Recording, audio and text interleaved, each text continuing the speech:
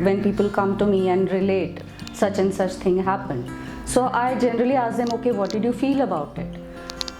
They generally don't understand the question. Like, they would not think of what they felt, but they would respond in a way like, I feel that I should have done better, or maybe that person should not have said this, or maybe this should have happened or that should have happened. So it's an interpretation of the situation which comes rather than what they actually felt about it. Even if they do understand the emotion, it is just the very general terms which I use, like I'm angry, or I was sad, or I was happy.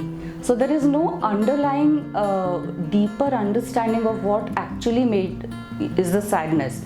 Is it grief? Is it bitterness, or is it anxiety?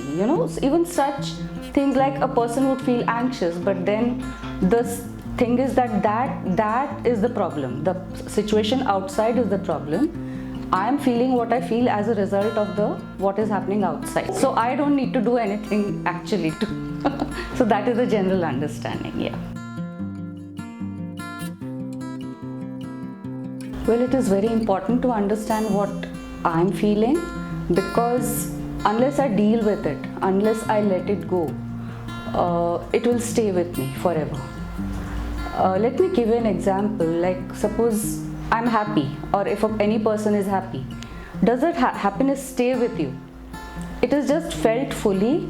There is no question about it. Why am I feeling happy? Why has this happiness come to me? Do I deserve this happiness? There are no questions like that coming to any person who is happy, right?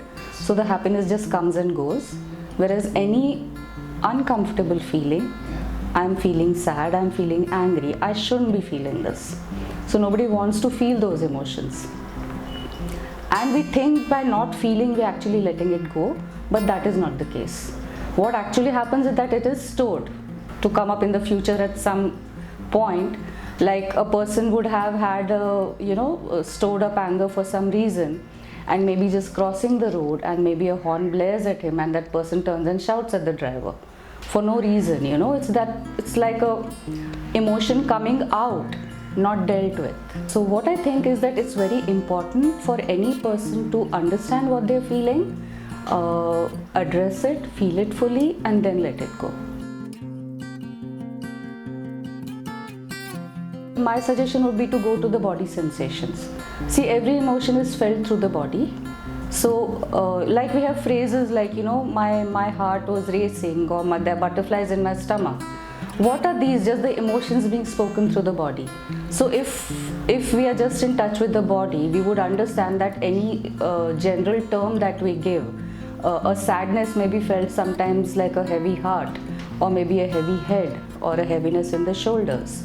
So we understand that a sadness can be felt in different ways. So that means maybe there are different emotions, and sadness is a general term that I'm giving it. So tip number 2 would be just write it down. This old thing of keeping a journal is very important, where people don't understand the emotion, because they may be starting with a very general writing about, as I said, feeling sad or angry. But if they continue with the writing, it's as if a lid opens up, and then you keep writing, and the emotions just keep flowing out, and then there is a better understanding that comes from it.